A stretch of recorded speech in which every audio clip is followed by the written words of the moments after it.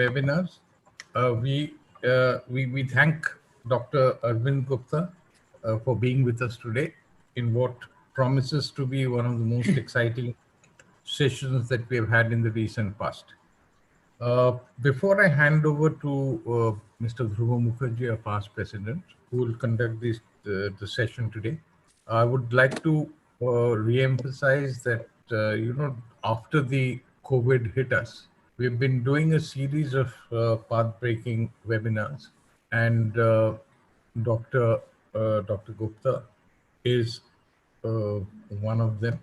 And we expect to do a lot more of these webinars in the near future. So with these short words of welcome to Dr. Gupta and Mr. Mukherjee and all the people who have joined us today as of now, a warm welcome on behalf of all of us at the CMA. I hand over to Mr. Dhruba Mukherjee to take this forward. Right. Thank you, Amitota. Thank you, Mr. Dutta. Good evening, friends. It's an absolute honor once again to moderate a session by Calcutta Management Association. And it promises, as Mr. Dutta said, to be a very interesting session on a very pertinent topic and a very pertinent time. I think you won't mind my saying that you and I, we are part of a very special and a privileged generation of people. And that's simply because when our life ends, we'll have a very interesting story to tell. And this story will be of two different worlds that we have lived in. One which nowadays very affectionately is referred to as the pre-COVID world, and the other is what we are going through now as the post-COVID world.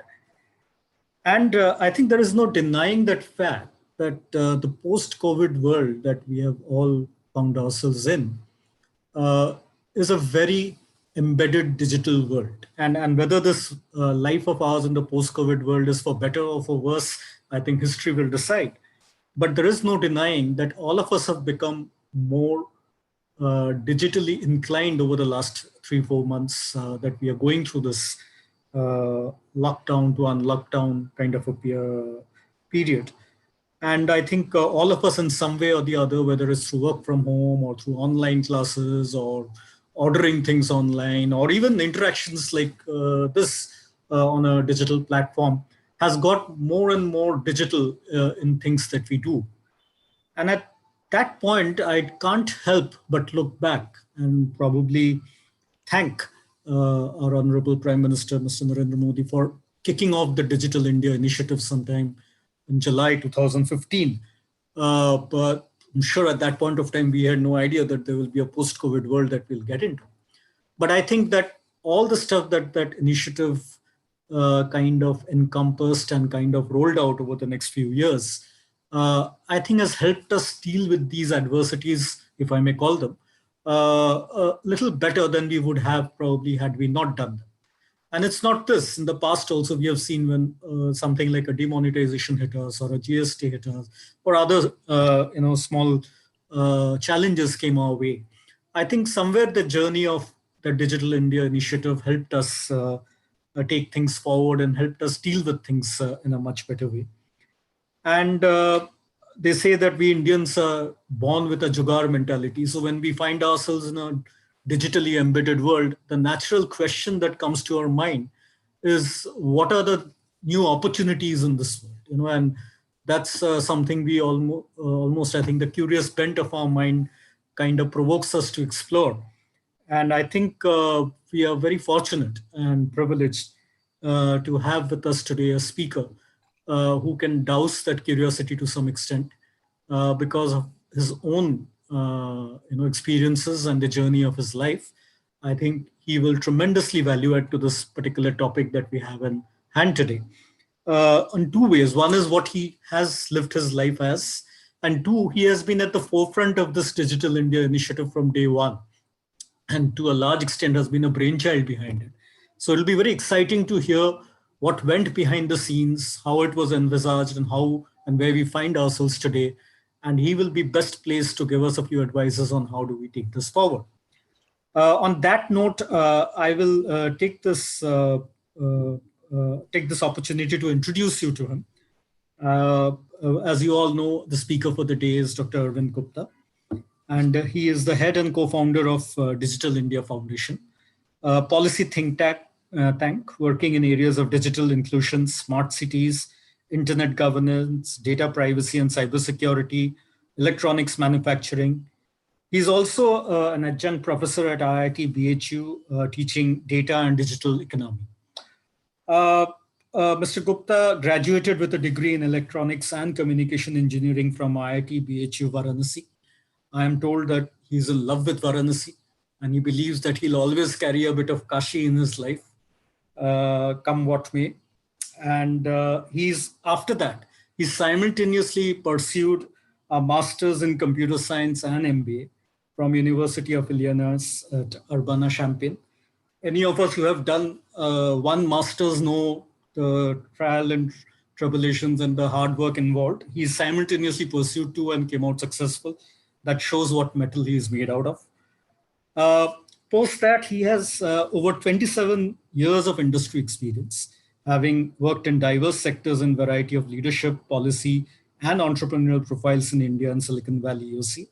He has considerable experience in consumer internet, digital media, payment systems, analytics, and data economy. He has been on the Global FinTech Top 100 list of influencers and also the member of World Economic Forum's Global Futures Council on Digital Economy and Society. He has been an OECD expert member of Global Value Chains. He has been awarded the Eisenhower Global Fellowship for Innovation for the year 2014. And he has also been awarded the DataQuest Pathbreaker of the Year Award and Distinguished Centenary Alumni Award from IIT BHU. Incidentally, he was also the founder of the IIT BHU Alumni Association. In case you don't know, or if there are any IIT BHU alumni out here, you'll be proud to know he's started it all.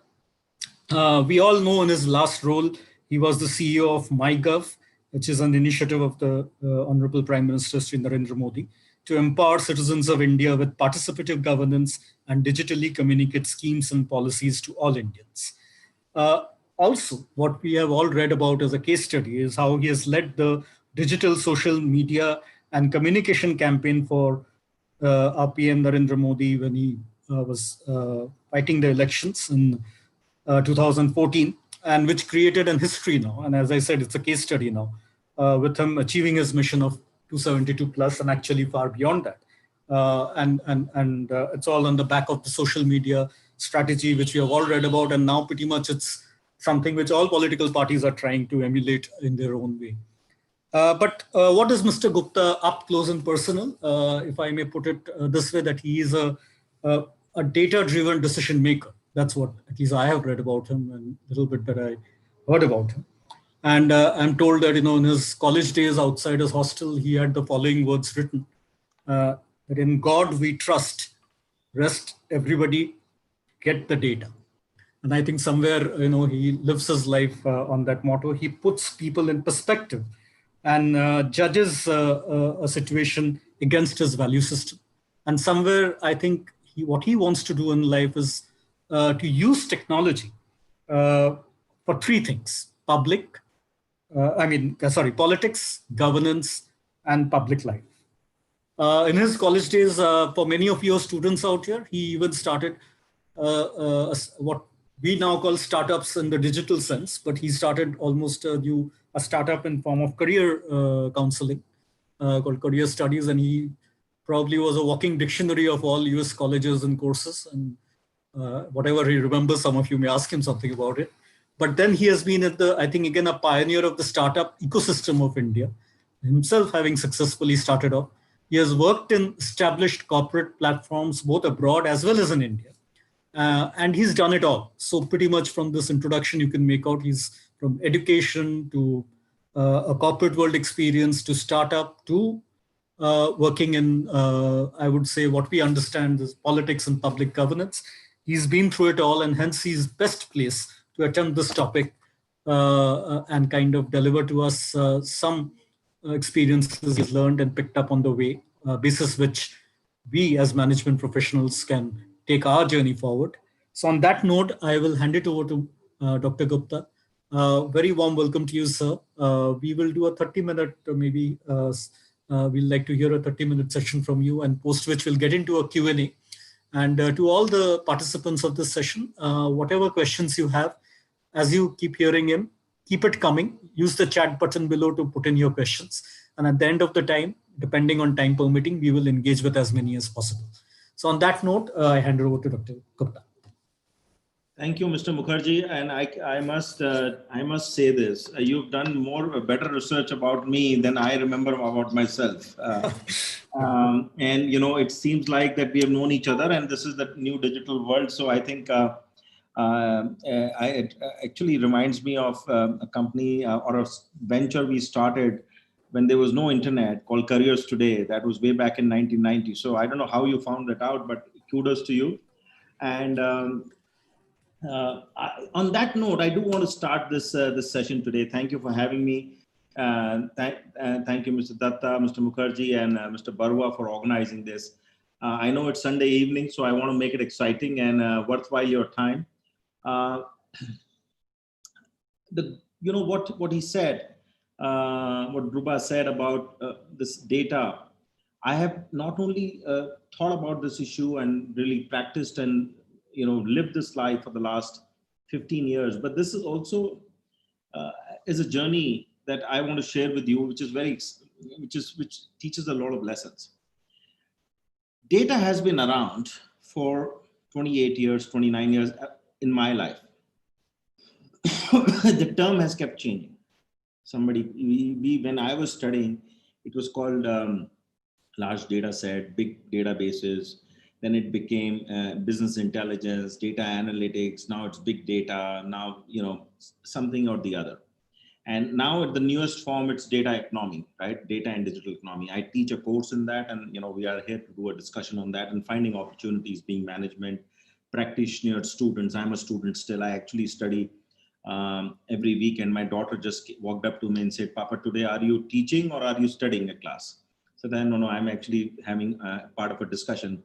I'm doing a FPM program at ISB. So, the quest for knowledge is a lifelong knowledge. So it's still going on. So I'm going to write another dissertation on data and digital economy actually in another year or so. So it is this discussion that actually the reason that I'm here today to discuss this. And there are two very important things that I want to share with you, starting without the slides, and I have the slide there, but we will use the slides when required. Number one is, all of us have heard this, but really if you see, and I'm going to use this one slide, which will tell you, today, the most valuable company in the world is Apple.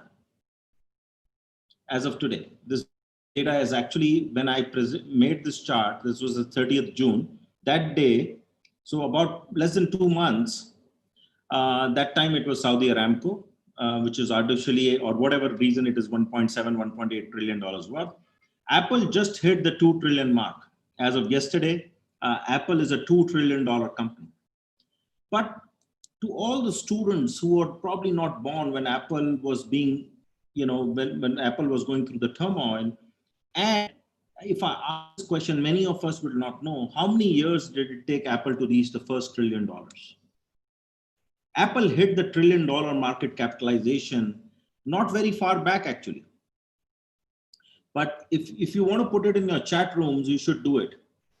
It took Apple 41 years to become $1 trillion worth. And it took Apple 21 weeks during COVID times to become from 1 trillion to 2 trillion. That's almost a third of India's GDP. We struggle, we 1.3 billion people work hard, we do business, we do exports. And, 1/3 means 4 months. 4 months worth of work Apple did in about 4 months. Apple also produced the same amount of market capitalization. So you can see that is the scale of companies which are now becoming so big. The big in the digital world is becoming bigger. And this is the chart that I always use to explain to you where is the value creation that has happened over the last few years. If you look at about 20 years ago, the top companies in the world were the only common name is one. You all know that, Microsoft. But the only common name has survived because of certain reasons, but every other company, if you see the top 10, again, Microsoft is the only common name. All the top 10 companies, the top 9 were either banks in 2001 or oil companies, have been replaced by tech companies. The top 10 companies today in the world, 9 of them are tech companies. And of course, Saudi Aramco is there because of its virtue of getting listed and really as, you know, a proxy for the state of for Saudi. So this is the reason that we are discussing the digital opportunity. Now, as Dhruba already said, you know, today we are living in a world where you know, everybody's got used to digital. First week of April, somebody asked me to do a session. They were struggling with how to configure Zoom. Today, I think our children from grade maybe 1 to whichever grade they're studying in, college or, you know, postgraduate or PhD, think Zoom is a default. So digitization is for real. And, you know, whether we like it or not, 100 million consumers in India have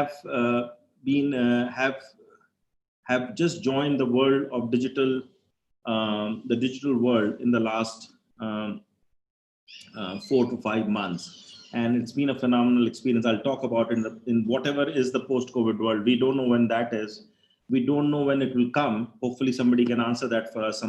Some virologist or epidemiologist or healthcare expert, but I'm not that one. I cannot predict. I barely can predict anything happening in the technology world, let alone in the healthcare and the biomedical world. But how the digital has impacted and rolled out is representative in this very first slide. And this is my personal experience with which I must share with you. In 1992, I went to study at a university called University of Illinois, and where there was a group which was doing research on what was then a very small internet. But internet was not really useful. It was basically for sending emails. And this group was saying how we can graphically represent the internet. And thus was the browser was born. The browser that you use today, Chrome, Internet Explorer, Firefox, whatever you say, was born at something called the NCSA, the National Center for Supercomputing Applications at the University of Illinois. And I was fortunate enough to be part of the research group.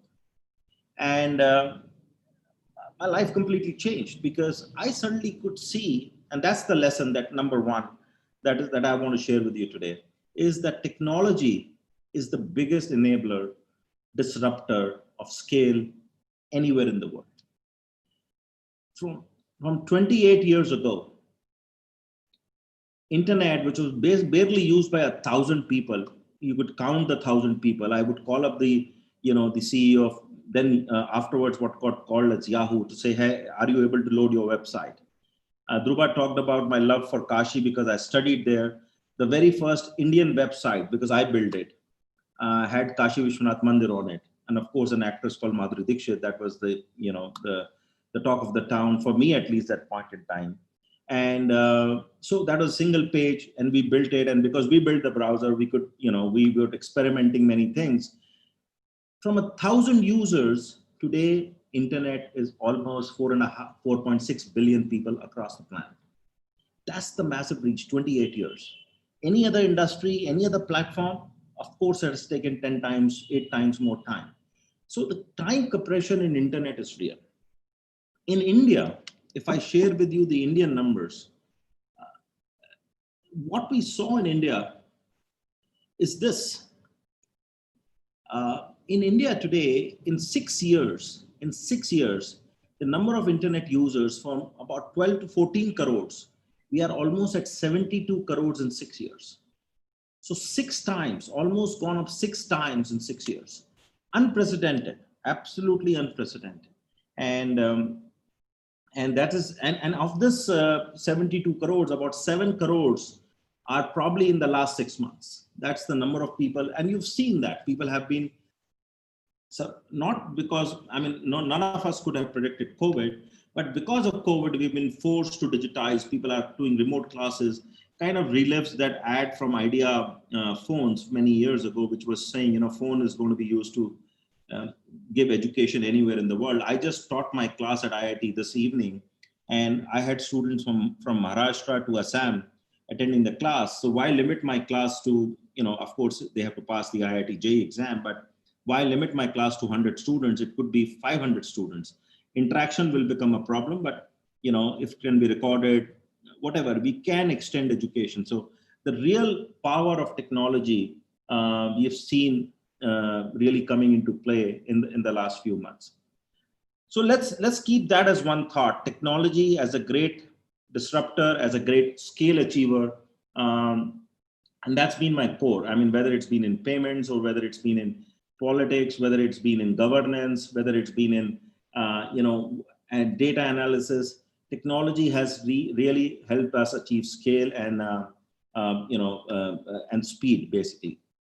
The second thing that we are seeing for real, why we could not see this in the data revolution 25 years ago, 15 years ago, 10 years ago, because of the reasons that we were not ready.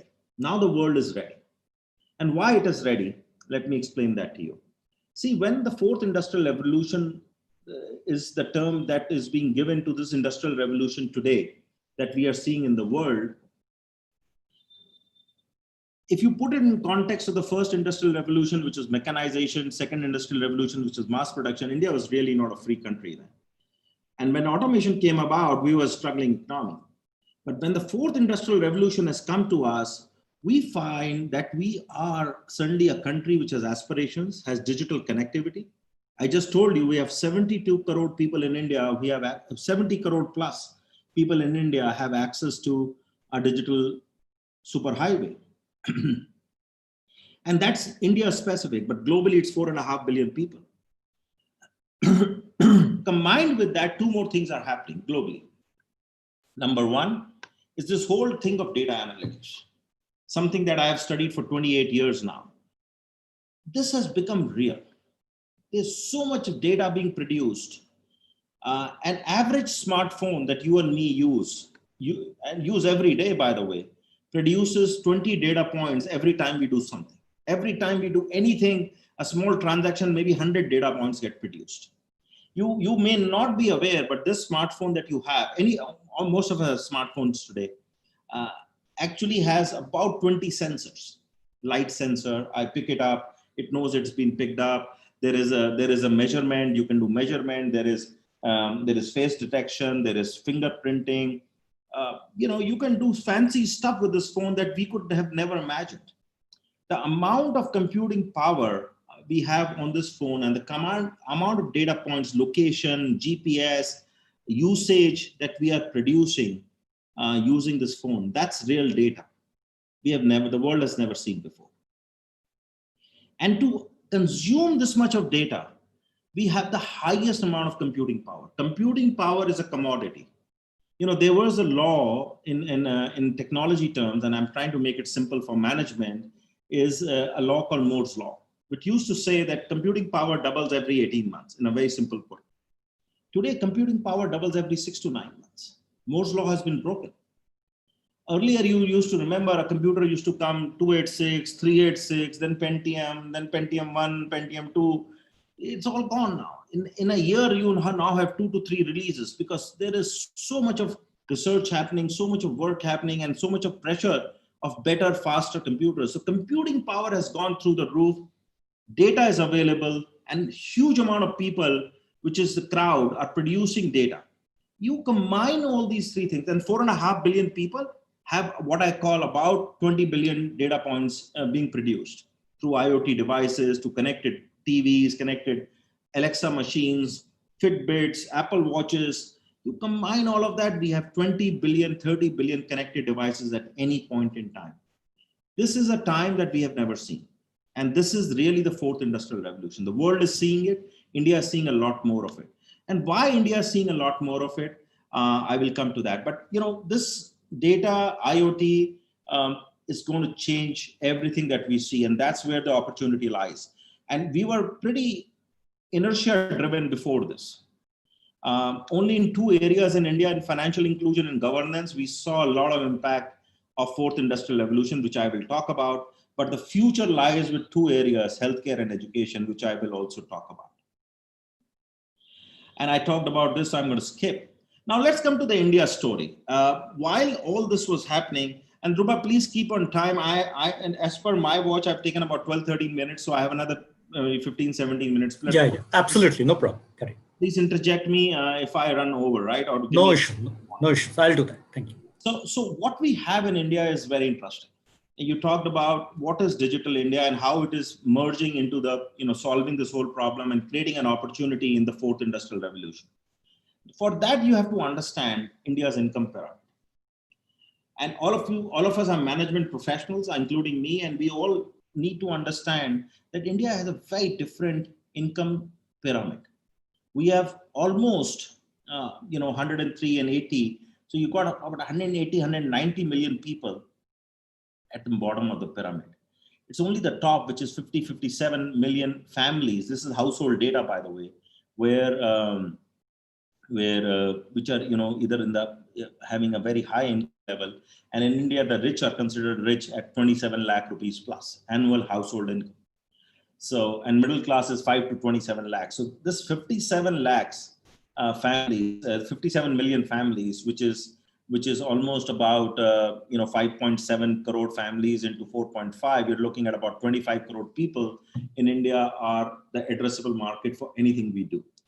And in this space, what the whole Digital India program was that, while all these companies, the big companies in the world are addressing the blue and the green, India's digital platforms needed to address this red and the orange, the saffron.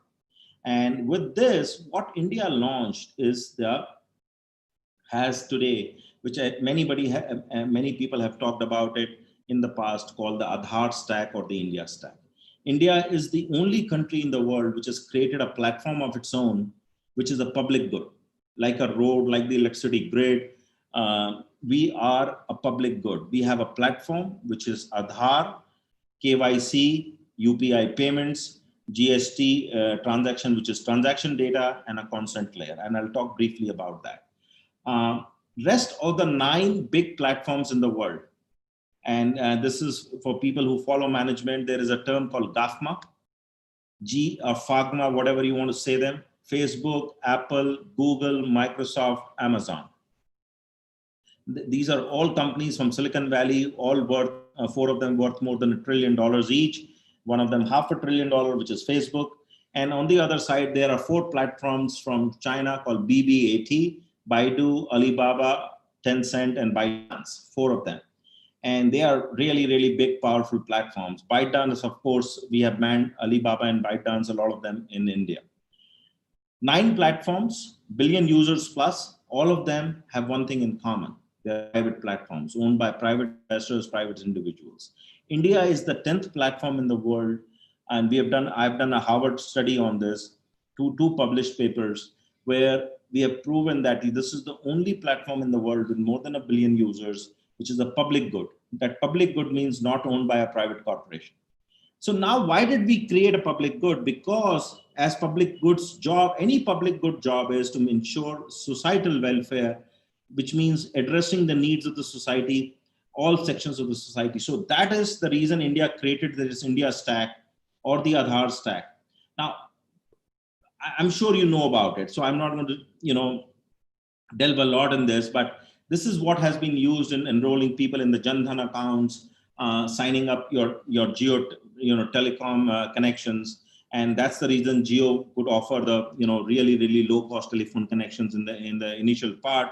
And then, of course, we now know that India today has the lowest cost data in the world. This is the impact that today India has the lowest per GB cost of data in the world. 2014, we did a study about $4 per GB per month. Today, it's down to 7 rupees a GB a month. And this is average. Some are offering at even 3-4 rupees GB a month, GB of data. So what we have today is an ecosystem where data consumption, data bandwidth is the lowest cost in the world. We have one of the highest internet populations in the world. And I think we are the highest because, any numbers coming from China cannot be trusted. And lowest cost, highest democracy, all these ingredients into delivering a great digital experience and a public platform. Now, I'll leave a very small thought to you. In COVID times, this public platform has been put to a lot of use and a lot of data has been generated out of this.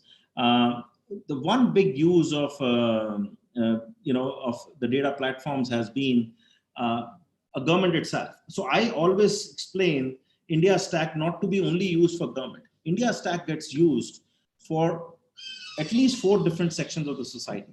Number 1, government. Number 2, businesses. Number 3, societies. And number 4, startups. And they all have equal access to India Stack. But the first motivation of making this Aadhaar stack was government. Government used to lose a lot of money. Famous saying that, $100 used to leave the government coffers. 85% of that money used to get lost in translation, used to go to ghosts, fictitious people, duplicates, and only 15% would reach the intended beneficiaries. Today, with data and with the digital pipe that we have of making this money reach the last mile, we are transferring almost $150 billion, and we have saved $20 billion out of it. What it has costed to build India Stack? $2 billion. $20 billion the government has already saved. And still, businesses and startups and everybody else can still use it. So it's really proven to be completely, best ROI investment. Just see what we could do with India Stack. I'm going to explain to you this very interesting thing. For those of you who understand a little bit of passwords and authentication, our Aadhaar system is very interesting, by the way. Our Aadhaar system is who you are, not a username password. You have an Aadhaar number, and the way you authenticate that number is actually through your biometrics. Now, what that enables is something very interesting. We don't need a card or anything to authenticate ourselves. So generally you have a card or a username password. That's how you do online transactions. You check into your Gmail, you have a username password, you authenticate that. Or you have a card and a debit card and a PIN. So you have a physical thing and you insert that into a debit card, you remember a PIN, you get the. For doing Aadhaar transactions, you actually need neither. You just need to know your number, Aadhaar number, and your thumbprints.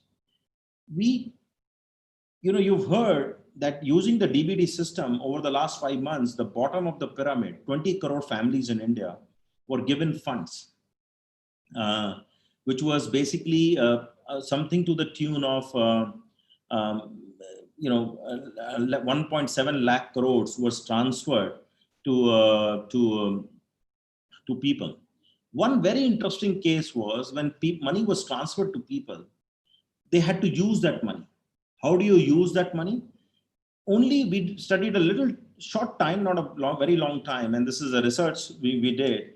We found that there is something called Aadhaar-enabled payment systems, where you go into this micro ATM or the small bank branches. You don't need to know anything. You don't need to have a card, because one thing we realized through demonetization, most of the people in India, if they have their debit card, they forget their PINs and they don't know how to use it. So we said, you go to the bank, put your Aadhaar number and biometrically verify yourself, you can get money out. This is called an Aadhaar-enabled payment system, completely cardless. You can go and nobody can steal money because only you have the password. You don't need to give it to your grandson or anybody else. So the trust was very high. Huge number of transactions were done on that. That 500 rupee withdrawals, multiple, you can imagine the number of transactions that were done to withdraw 400 plus crores in a small area in a small time frame. Today, India has, because of this Aadhaar system and the electronic KYC, over 40 crore bank accounts. And we have, in the financial inclusion world, a complete cash-in. That means all money can come in through UPI. And through this Aadhaar-enabled payment system, you can make any payment, cash out. You can actually make a payment directly from your bank account or take cash out. The complete ecosystem of financial system has been disrupted in this whole thing. The biggest companies in the world today, actually, and I don't know whether I have a slide on that, but the biggest companies in the world today, there is one here. Today use UPI. Google, for example, Facebook is trying to use WhatsApp, is trying to make WhatsApp Pay in India. We do over 1.5, close to 1.5 billion transactions on UPI every month, by the way.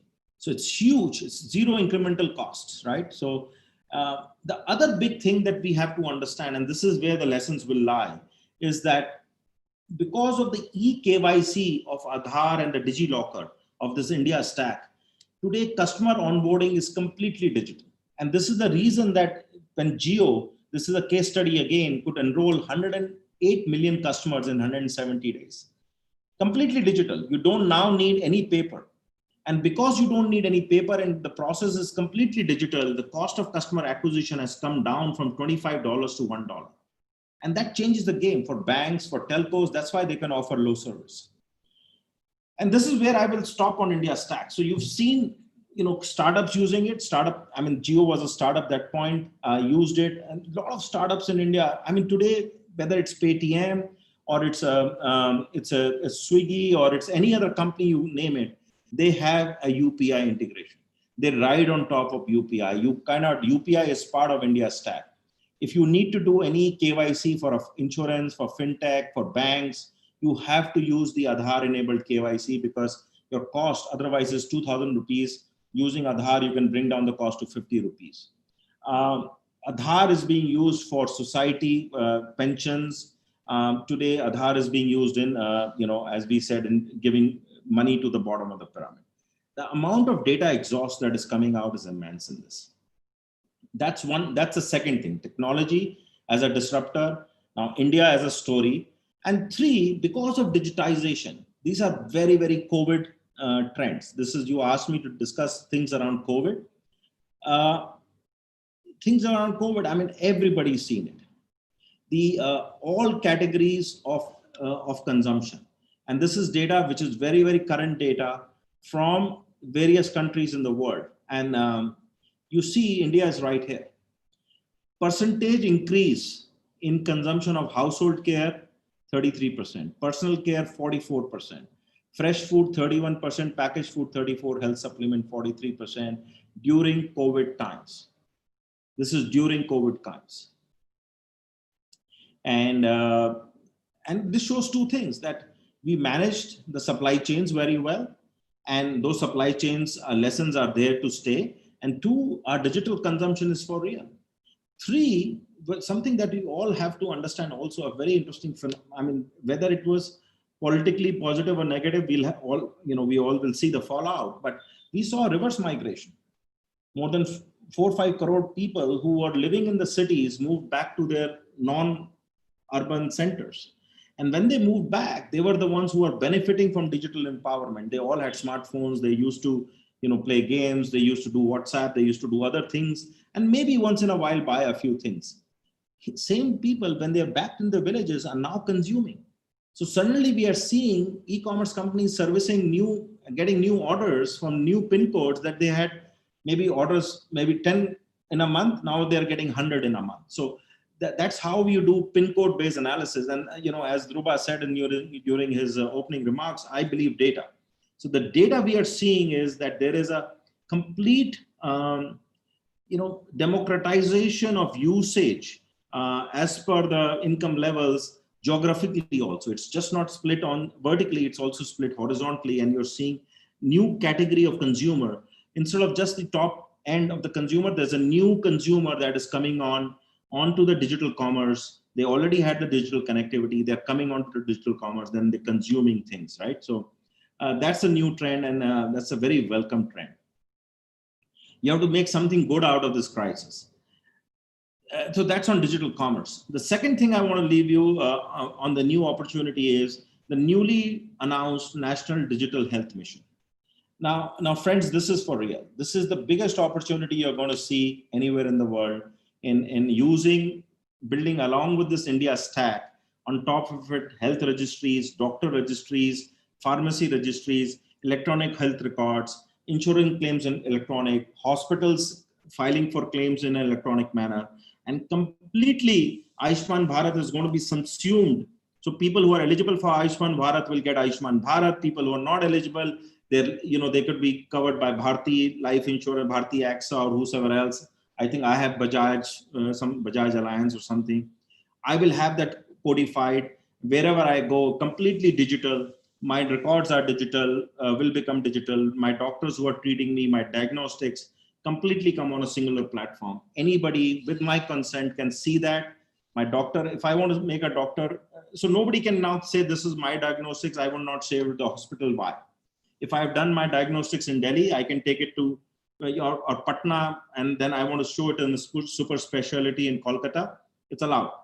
Today, people say, oh, no, you need to do diagnostics in my center only. So I don't trust that. So all this will break, and your records will become your records, and you can then give access to people who want to see that, take first, second opinion, and all data is on a digital platform. Now, this is not what government is going to do. Government is only going to do the Ayushman Bharat part. Who's going to do the other part? The government is building the road. Somebody needs to build the cars, the vehicles, the destinations. That's what startups, that's what companies to do. Telemedicine, it's a reality now. And a lot of work is already happening in electronic health, telemedicine, elderly health, and there are tons of opportunities. I also act as in some official capacity as a venture capitalist, and we are seeing huge number of proposals in health and around health. And I'm glad, because that's an area that has been lacking infrastructure. I'm not saying we don't need the physical infrastructure, but while we build physical infrastructure, we need telemedicine to service hundreds of people, hundreds of locations. The way education is now reaching anywhere, people are studying from home. I think we are also going to enter an era where we can get primary care at our house, and through a phone interaction, and do diagnostics at home. So contactless delivery of diagnostics at home, primary care at home, all this is going to happen in the next couple of years, and we are just at the cusp of it. Nowhere in the world this thing has been done at this scale. And this is my last thing. What India presents as an opportunity for digitization. We have the foundation. So what you have to think of India stack and the health stack as the government has already created the foundation layer. The basement and the foundation has been laid of this building. Everybody can design their building on top of it, and it's available to everybody. Level playing field. And you have 72 crore Indians ready to use this building of yours in some form or the other. Now, only thing, imagine this building is digital. And at each point in time, in the customer acquisition cycle, management cycle, retention cycle, or monetization cycle, where your USPs should be, we have something where there's an opportunity. And we are producing so much of data that you cannot imagine. We have the lowest customer acquisition cost of any times. India, the trend is very important, is becoming digitally literate before it's becoming alphabetically literate. Vernacular consumption, local language consumption is the highest. You have to keep in mind only 86% of Indians don't understand English. So it's a good trend. That means, we have our own ecosystem has a chance to compete. And of course, now recently we've, and I can share through Raman, I've just written a big article why India banned the Chinese apps in Washington Post. And we suddenly have these apps from authoritative, non-democratic regimes been taken off. So there's a big opportunity in India in this new space that has been created. So a lot more level playing field. We have a huge data exhaust. Every digital player in the world wants to come and become part of this ecosystem. You've seen the investments in Geo.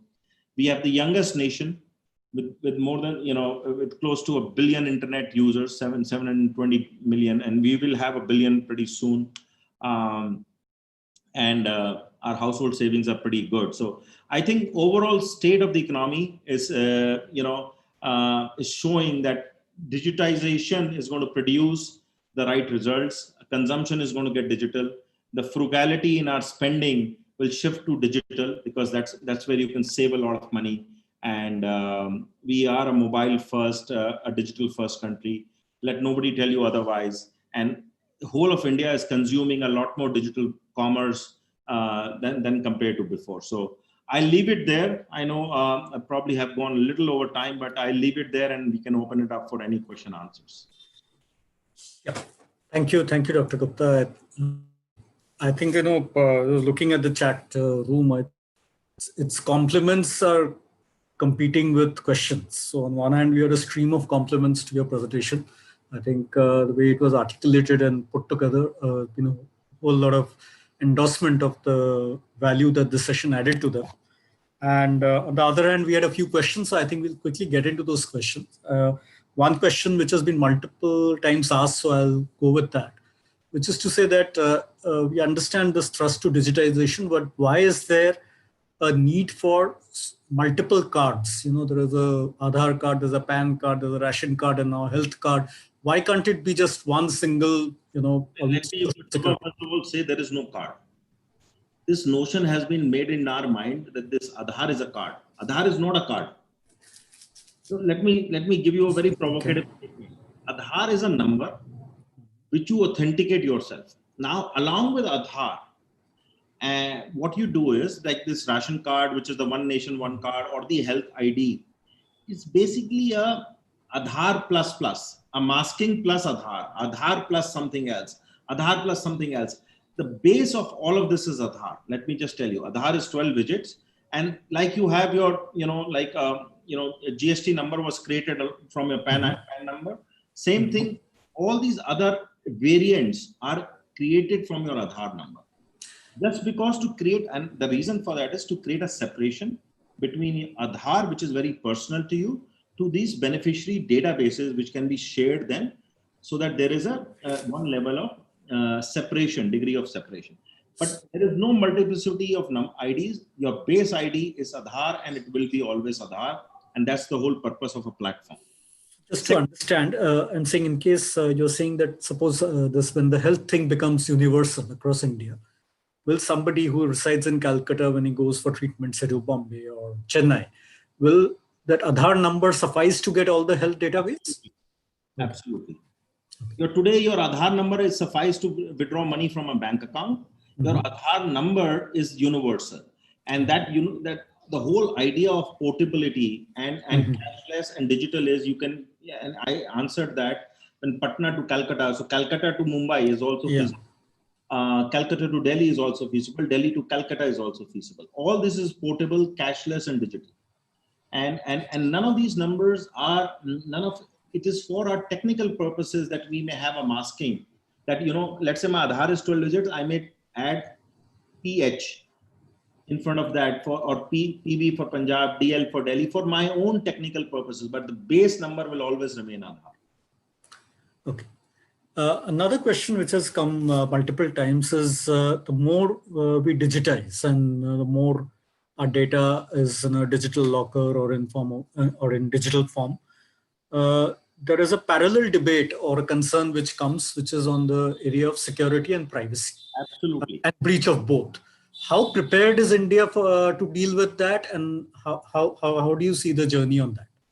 So I think this is a very big debate and very right debate. See, in India, hopefully most of the government platforms, which is Aadhaar or many of these platforms are not Aadhaar, have a constitutional mandate. So they are, in a way, we can question them, right? And thankfully so. I mean, you saw what happened to the 4 big companies which came to Washington, D.C. to give a testimony before the Congress. Yeah. They really didn't need to tell you anything. Even though the American companies at least can come to the Congress. We can call Twitter or Facebook to Indian Parliament. Try calling WeChat and Alibaba anywhere. We don't even know who owns them. Right? So we have a framework, but privacy concerns are genuine. We always need to be ensuring that there is privacy, there is no data leakage. But the purpose in India, and there is a PDP bill, so there is a regulation coming up which has been postponed because of COVID. Otherwise, it would have become a law by now. We have a personal data protection bill coming up. But this is a big concern. I can give you a lecture for hours on why data privacy is a very, very big issue and how Google violates it every day, how Facebook violates it every day. We live with it. But The moment it becomes a public good, comes constitutional backing for it, and which means more accountability. The second issue is security. Now, with this amount of data that we have, and especially biometric, comes a lot of responsibility of ensuring data security. So far, we have had no breaches. But that does not mean, touch wood, I'm touching wood as we are speaking, that that we don't have in the future. I think that the people who manage this database probably have, that's the toughest job. They need to make sure, and that is what should give them sleepless nights, to ensure complete security. This is another opportunity, by the way, Dhruba. Cyber security is becoming a big area. Data security, personal security, work from home. We all need small social security systems on our home networks now. Earlier, we used to go to our offices. We used to trust the office networks to do security. To do security. Today, we need to do it ourselves. So there's an opportunity in that. But to tell you, and this is, if you permit me, a small anecdote, we have seen our friendly neighbors showering a lot of love and affection. This is a neighbor towards your north and my northeast, really. Really doing a lot of attacks, sponsored and non-state sponsored, and showering a lot of we saw almost 12 times increase during the last 5 months, by the way. So, and so far we've not seen breaches from India. So thankfully, our technical folks are doing a good job.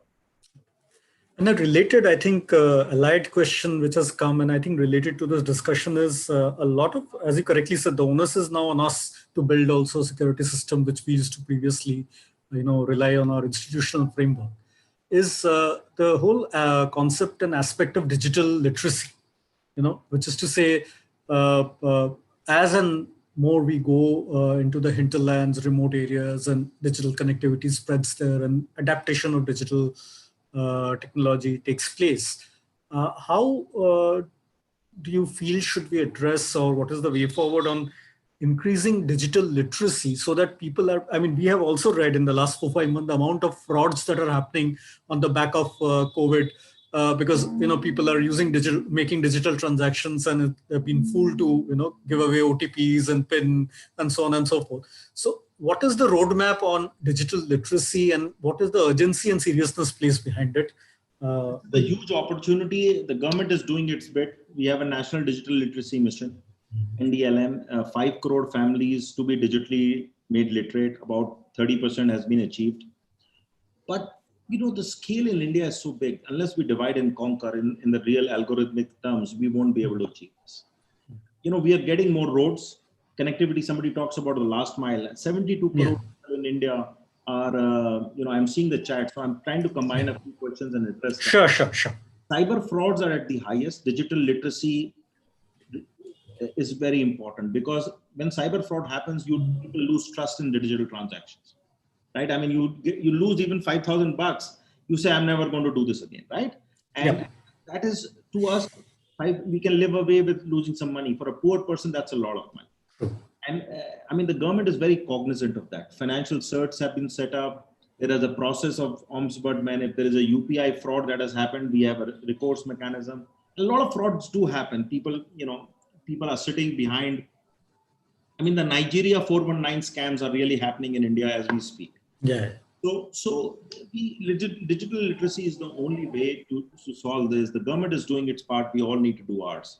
A lot of CSR efforts should be made into doing this. A lot of big companies like, again, because they have a linked interest, Google's and Facebook, to make more Indians digitally literate. They are doing that. But I think this is the real challenge of this, if you ask me. So there's an opportunity also here, but this is the real challenge. And another one which has come at the very early stage of your talk is this, it's a more philosophical, I would say, question, which is to say that the whole digital world makes us a little bit individualistic and isolated. Where the fabric of India is more about, society, interaction, human, touch and feel. Whereas increasingly we are seeing that, we are kind of, okay, this is a health crisis, but even going forward in the digital setup, you're pretty self-sufficient in front of a computer or a laptop, and you're able to this thing. And that way you get disconnected with the society at large. And does that affect our social value system, or the whole, I think, which is one of the strength of India, the cultural, I would say, context of India. Does it impact that? I'll answer two things at the same time. Some Professor Bhattacharya has asked, and Professor, will digitization reduce employment? Yes, it will. It will transfer employment, it will shift employment. COVID or no COVID, remember my 4D rule. I'm going to say this as a professor, 4D rule. Digitization will disrupt, digitization, automation, drones will disrupt the 4Ds. Anything that is duplicate, dangerous, delicate, and dirty. And remember this. So there is no way that you are going to, in the future, next 2 years, 3 years, if there is a drone delivery that can happen to a remote place, that you will employ a chain of 10 postmen to do that. Right? So yes, there will be a shift in employment. We have to be ready for it. The IT industry knows the impact of this very, very clearly. Now, what will happen to our societal values? The Dhruba question. Now, Dhruba, I go back to my early 90s when, you know, everybody said internet breaks society, people are not going to meet. That never happened. It connected society a lot. It empowered people. You could connect to your classmates which you had not connected for hundreds of years, not 100, maybe tens of years. So people just got, you know, the benefits of digitization is that we made the world smaller. In the true sense, we connected a lot more. I don't think so. The impact of digitization is going to be negative on society. Yes, it has other implications. India's fabric, social fabric will remain the same. COVID, I can't say much. I mean, really, I can't say too much about COVID. And really, and you know it as well as I know it. We don't know when this post-COVID world will happen. But I know one thing for sure, that digital uptake will keep happening. It will keep our supply chains moving. It will keep bringing opportunities. India was the fastest to react in terms of making sure work from home happens. You know, our internet connections at home were not the best, but we ensured that people could work from home. So our whole agility and moving all our IT force, you ask your Wipro office in Salt Lake City, they'll tell you that all their employees could work from home. We passed regulation, we made sure everything. Our health, pharmacies, we didn't need to go to pharmacy. Certainly we had a regulation where telemedicine could happen, e-pharmacies could deliver at your home. So, you know, digital has really prospered and made us really overcome crisis. So people are adapting it. Of course, there is fraud and all this crime that comes along with it, like crossing a road. People will get impacted by traffic, bad drivers. But I don't think so. Our fabric of our society is going to change too much. But that's a study that remains to be seen. You know, how society will impact. One impact that is happening on society, though, is fake news, which nobody did mention. Somebody has said, about media. I think the biggest impact these platforms have done is that they are influencing us in ways, and people have known how to influence them, use them in a negative manner. And since fake news is a genuine problem, fake news is a problem that we are facing right now. It has big impact on us, our societies. And the biggest fake news that happens is not to people like you and me. You know, there was a time that people thought anything on Google is truth. Today, people, you go beyond Kolkata, you go beyond Delhi, you find anybody received WhatsApp. WhatsApp pe aaya tha. You know, I got it on WhatsApp. WhatsApp ne bola. That's it. You know, WhatsApp doesn't say anything. It's people are able to send wrongful information on WhatsApp with a small link or showing it like a logo. It's a news. They're all deep fakes sometimes, and this potential of chaos by fake news, by this disinformation is very, very high. And I think that's the biggest danger to society, if you ask me. And also, I'll just combine a few comments and questions out here, which are in this line, which is to say that, you know, there is this theory that inequality of income is often dealt with by providing equality of opportunities to everyone, so that, you know, people can come up and kind of succeed in life, and hence the inequality comes down. In case of digital, there is a worry given the, I would say, the diversity of India and as you correctly pointed out, the various levels in that pyramid. How universally is this digital outreach happening? And it is not about just a connectivity reaching. I mean, recently, you may be aware, the NCERT survey on online classes showed that 27% of the CBSE schools and Navodaya schools and all don't have, the students don't have smartphones or laptop. And 28% of those who are doing it are suffering from electrical outages and internet connectivity issues, and hence not being able to do the classes. So I'm saying even in a I would say a little elite kind of a universe that is happening. So I'm sure the situation is even worse as you go down the ladder. So this is if this inequality is there, then how do we really take advantage of this whole digital revolution, as you put it, and this transition pain? I think it's more of a transition pain. What is the best way to handle that and come out of it? See, this is a genuine issue. I mean, I can tell you, we are trying to solve for it as you go. Nobody could plan. See, we are, sometimes the best innovation happens when you're forced towards the wall, right? As you say, necessity is the mother of all. Yeah. So this is, I call it necessity is the mother of all innovation. Not invention, but innovation. What we are doing is, I'll tell you, this is a genuine issue. I teach at, IITs. I'm on the board of a few management institutes. And what we are seeing is, this is, at least the income divides are such that even if they have a smartphone, you really cannot do a good quality class on smartphones, right? So I have my students. So what we did is, I'll tell you, and there are solutions happening, and this will be where both educators and governments will have to, really make some path-breaking decisions. I'll propose one model. What we are doing is, we're creating, instead of giving books out in the library, we are saying, hey, can we create a bank of tablets which are loaned out to students for a semester, and they can then study their courses online. And you have the challenge is devices as well as the fuel, which is the bandwidth. They have mobile phones, they can connect, or they have one hotspot which they figure out. The bigger challenge we've seen is good quality devices, and that's part of the problem. Because somebody or the other in their friends group have this hotspots, and they know how to create that. So we are telling a lot of schools, and alumni is helping. We are putting money and creating this library of devices, which then can be loaned out. And then, people are using it for half a day, sometimes for a week, sometimes for a few months before they can do it. And sometimes for a semester. So there is a way to solve this, but I would be wrong in saying there is no divide on this. There is absolutely a divide on this. There's a big issue here. And it's not that everybody has universal access to this. There is 20, 30, 40% people who don't have access, and we have to take everybody along. The motto of digitization has to be bottom up. We have to ensure, and the way we are ensuring is, instead of, I'm giving you my personal example. I know Delhi University colleges are doing it. I know some of the IITs are doing it. That's the only way to solve for it. We'll have to think differently. Sure. Right. And one very specific question has come. I'm not too sure what it means, but I'm putting it up to you, which is saying the government, NPCI, has recently proposed to cap the UPI transactions limit. What will be its effect, and why is such a step required? Well, that's an interesting question. That's to prevent monopolistic. See, what happened is, UPI, suddenly everybody could use it.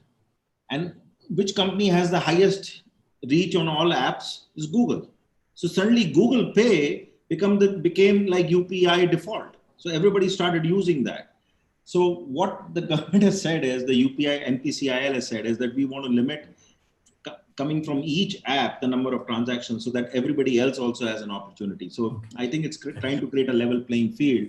And probably when Geo or when Facebook WhatsApp Pay comes around, that you want to make sure that they don't capture the whole market, and all our local Indian innovators get thrown out of the market, right? So it can be a lot of value destruction for some of the big names that you hear today. So that it's really to ensure a level playing field. So 10% means at least 12 to 15 players will be in the market. Right. No, I think there are more questions, but for the sake of time, I think we'll have to draw a line somewhere. So we'll, I think, bring this session to an end. I'm sorry if I could not accommodate all your questions, but thank you so much for your spirited participation in this particular talk. But more or less, we've answered the questions in the lines that they were asked.